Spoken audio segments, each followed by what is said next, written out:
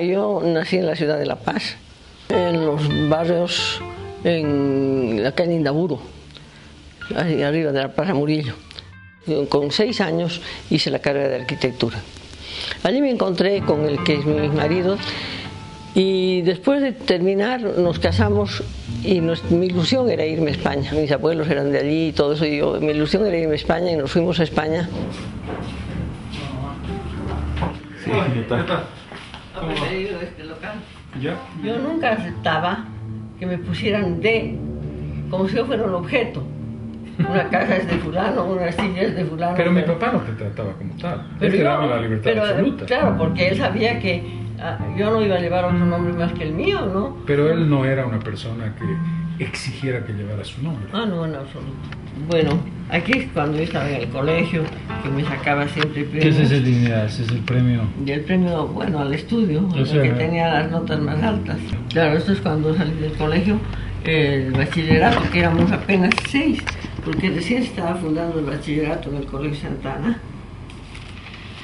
Este es un matrimonio. El día de mi matrimonio. Este eres tú, que apenas tenías. Tu hermano.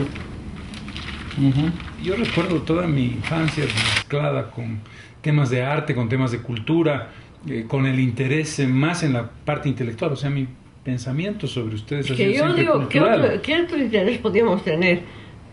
Tu padre no era aficionado al fútbol, por ejemplo. No, por cierto. No sabía bailar. Incluso ni cuando me casé bailé con mi primo porque él no sabía bailar. Tenía un interés uniforme por todo porque era una persona muy disciplinada en su vida. Ya digo, no sabía bailar, no. Eso no es disciplina, eso es bastante fome, como dicen ahora. Exacto, era bastante fome. Pero era muy entretenido. Era fome o era entretenido, mamá, pero las dos cosas no pueden ser. No, para mí era muy entretenido porque podía hablar con él de cualquier cosa y de cualquier cosa.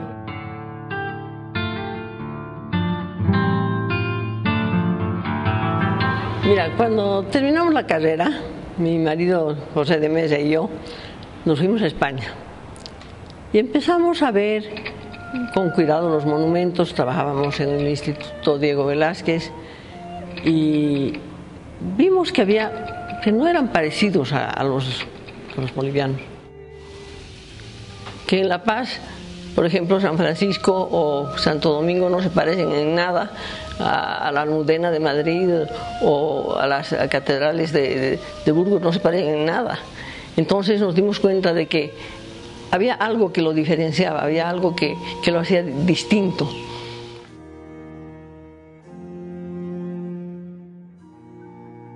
Y cuando estábamos en España nos preguntaron, ¿y cómo es Potosí? ¿Cómo se han sentido en Potosí? Nosotros no habíamos ido a Potosí, no se nos ocurrió ir a Potosí. ¿Qué tal Juli? No sabíamos ni dónde estaba Juli, ni qué era Juli, que es un importantísimo pueblo en el lago Titicaca, donde se escribió el primer diccionario aymara.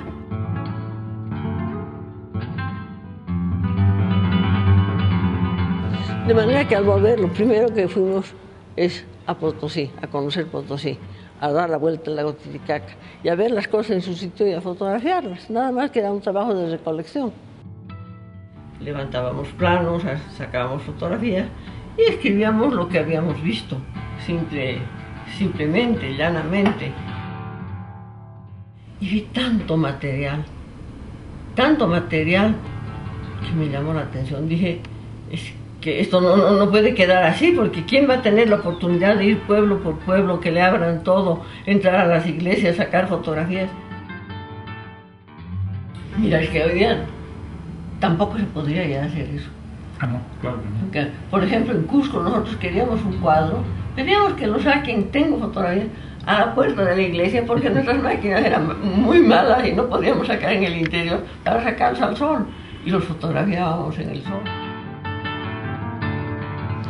Y ahí apareció Holguín porque tenía firmas. Y la primera. Ay, Dios santo. Es la primera edición, es la segunda. Este libro tuvo un éxito grande y la gente venía y traía los cuadros a la casa para ver si eran auténticos o no eran auténticos. Y bueno, prácticamente se descubría, cada 10 días se descubría algo nuevo.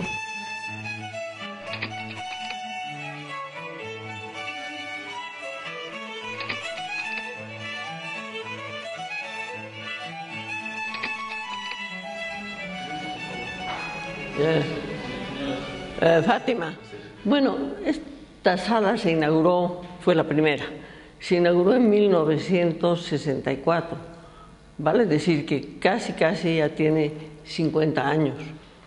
Y aquí se reunieron todos los cuadros de Melchor Pérez Holguín. Tenía una característica, por ejemplo, esta manera de abrir la boca, la manera de los ojos, la delicadeza de las manos. Sí, es inconfundible. Una pintura de Melchor Pérez Holguín no se puede confundir.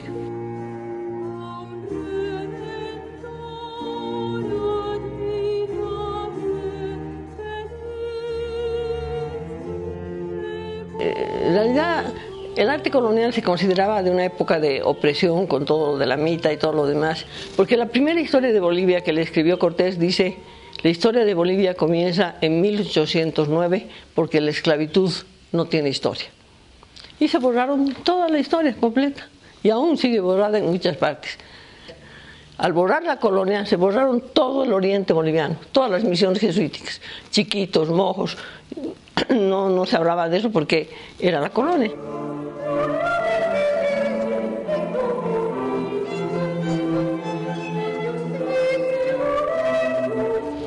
Entonces, y toda esa parte de la historia se conoce muy poco. Entonces estos edificios no se apreciaban. Yo he trabajado en el Tambo Quirquincho, y en el Tambo Quirquincho toda esa arquería del fondo no es del Tambo Quirquincho, de un convento de monjas que lo destruyeron. Tengo fotografías de todas las piezas en el suelo. Y nosotros con las fotografías antiguas armando los arcos. No se consiguió completarlo, pero una buena parte, más de la mitad, se salvó. Acá tenemos este Santiago, Matamoros en realidad, ¿no? Que está en la batalla con caballo y todo lo que debe estar. Pero es un Santiago falso, porque esto no es un Santiago, es un Santiago disfrazado. Era un cuadro del rey Felipe V, y en la independencia quemaron muchos cuadros de los reyes, y para salvarlo, lo disfrazaron de Santiago. Le pusieron la capa, que como verán ustedes está bastante mal hecha, le pusieron el sombrero, le añadieron la barba, se ve claramente que la barba está añadida. Como Santiago era muy venerado, entonces nadie lo tocó. Nos aconsejaron de fijarnos en esta casa, que había un bar, se llamaba el Beirut. Vendían la francesa, vendían unas telas, había unos sastres, que era Murillo, había un sindicato. Cuando vimos esto nos quedamos con la boca abierta, pero con la boca abierta porque jamás habíamos visto un patio tallado de piedra de 3 pisos, no lo hay en Lima, no lo hay en Bogotá, de esta categoría. Esta era la parte señorial, y casi todas las casas paseñas tienen la gran portada no a la calle, sino dentro del patio. De manera que esto está todo labrado en piedra, y el dueño se llamaba Tadeo Díez de Medina y era un hacendado en Yungas.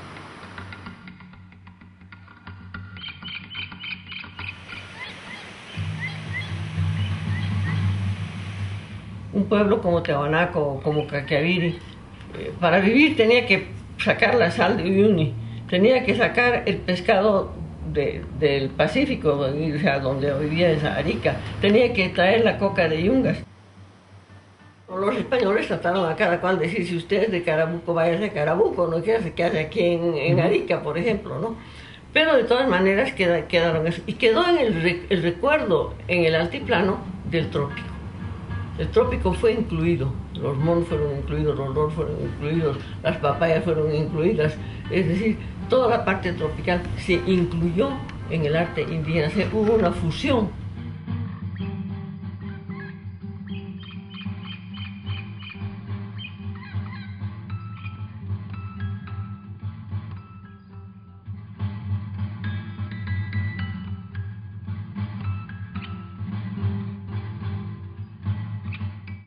Cuando había, digamos, un ídolo de madera, lo quemaban. Cuando había un ídolo de metal, lo fundía. Cuando había un ídolo de piedra, como algunos monolitos que unos tienen incluso la cruz en el hombro, los enterraban. Bueno, y así iban destruyendo todos los ídolos. Pero un día se dieron cuenta que los aymaras adoraban las montañas, adoraban los cerros. Y entonces, ¿qué iban a hacer con un cerro que no lo podían ni quemar, ni fundir, ni destruir, ni nada? Pusieron sobre cada cerro una virgen, y entonces, como digo yo, los bautizaron. Unieron la virgen con la Pachamama. El cerro es tierra también, luego es parte de la Pachamama, y la virgen también es la Pachamama. Y así como el sol fecunda a la tierra con sus rayos, así Dios fecunda a María con sus rayos. Tuvieron que adaptarse, digamos, a un mundo nuevo, al mundo indígena, que veía las cosas de otra manera. Acá es la sala de ángeles. Nunca se ha podido ver por qué estos ángeles son ángeles arcabuceros. Lo que pasa es que hay una lucha entre los ángeles que aceptaban la adoración de Jesús y los que no. Por eso se presentan estos ángeles con arcabuz, ¿no? Disparando. Y casi todas las series de arcabuceros, sobre todo de Calamarca, están en los pueblos de indios, porque se supone que controlan el firmamento, entonces ya no tenían que adorar directamente a los astros, sino venerar a los ángeles, que eran los que definían cómo iban a ir los astros, los que controlaban la atmósfera, la lluvia, los astros y todo esto. No se les quitaba, sino que se les sustituía, se dejaba el astro, pero un ángel al lado que lo controlaba.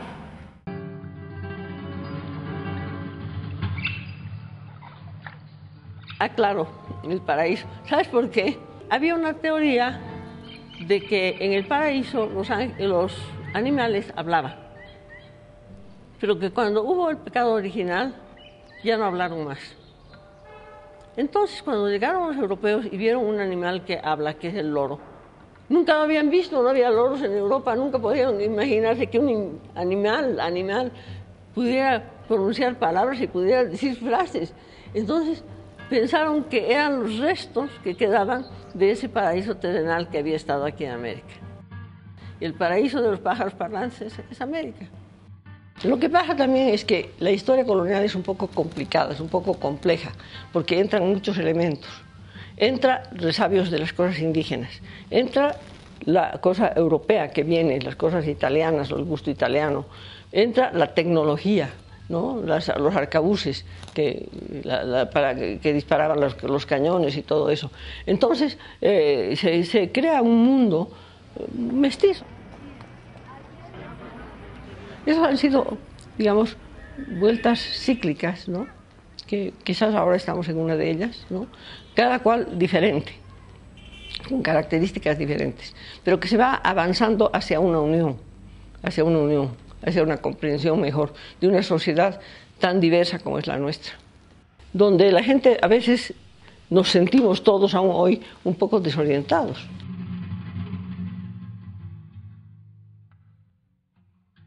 Yo me he quedado muy sorprendida de que me eligieran, porque sé que había personas de mucha valía y de mucho peso que habían trabajado mucho por Bolivia y han escrito libros sumamente importantes. Y yo creo que ha sido un poco haber hecho una cosa toda la vida, hasta perseguir una sola cosa, perseguir un objetivo, llenar un vacío de la historia de Bolivia, llenarla con una parte que estaba totalmente borrada. Ese ha sido el objetivo principal de nuestras vidas. Y esa parte ha sido el periodo colonial, del cual hay ideas rarísimas, porque todavía podemos decir que no lo conocemos bien como se debe conocer. Todavía falta estudiarlo un poquito más.